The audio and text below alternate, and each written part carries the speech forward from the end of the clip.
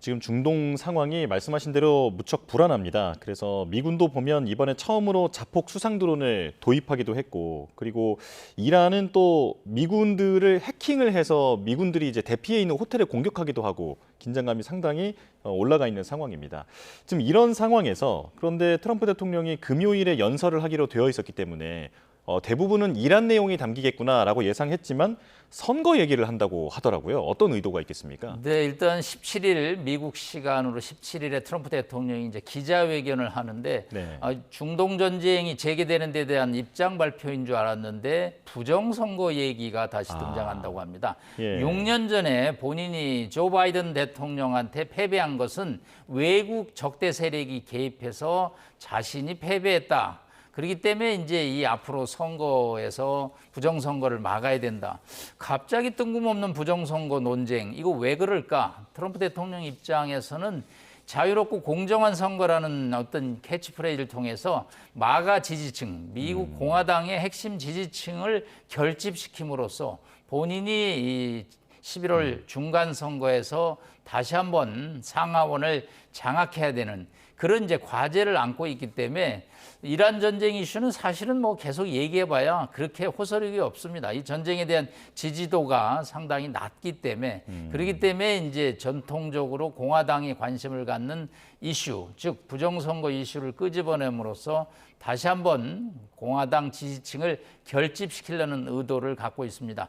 앞서 말씀한 뭐 이란의 어떤 자폭 수중 드론이 이제 미국에서 처음으로 공개를 했습니다. 미군 중부사령부가 공개한 영상에 보면 한 7m짜리 이 수중 드론이 그냥 가서 항구를 공격하는데 전쟁이 새로운 양상으로 가고 있는 것이 아니냐.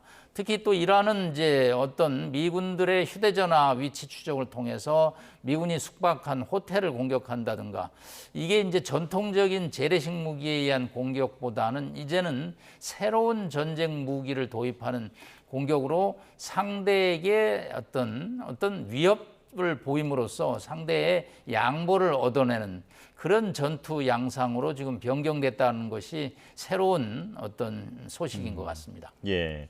마지막으로 그 마가 세력 말씀해 주셨는데 그 부분 잠깐 여쭤보겠습니다. 원래 그 마가 세력은 미국이 다른 나라의 전쟁에 개입하다든지 하는 부분들에 원래 반대하는 세력이잖아요.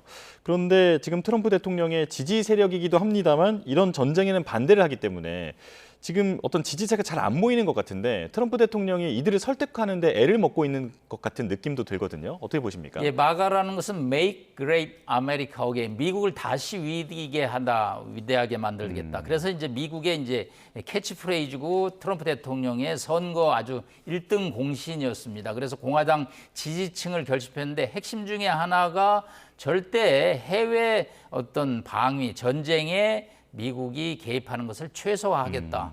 그렇기 때문에 사실은 뭐 한반도 문제에 있어서도 한국 방위는 한국이 알아서 하라는 정도까지 나왔거든요. 미군은 남반구, 즉 아메리카, 캐나다, 남미에 이제 집중하겠다는 것인데 갑자기 네타냐후 총리의 어떤 제안을 받아서 중동을 공격했습니다. 예. 뭐 베네수엘라 마두로 대통령을 핀셋으로 공격한 것까지는 좋았지만 이 중동 전쟁은 새로운 늪으로 빠지고 있고 이 전쟁의 정당성에 관해서 심지어 뭐 칼슨이라는 그 전에 앵커들, 이 마가 지지층 앵커들까지 이제 등을 돌림으로써 이 이란 전쟁을 가지고 11월 중간 선거를 하는 것은 매우 한계가 있다라는 것이 트럼프 대통령의 입장이고 그렇기 때문에 이제 결국은 부정 선거 여론을 다시 꺼냄으로써 지지층 결집에 고심하는 모습입니다. 예. 이제 트럼프 대통령의 움직임에 대해서 맥락이 좀 이해가 됩니다.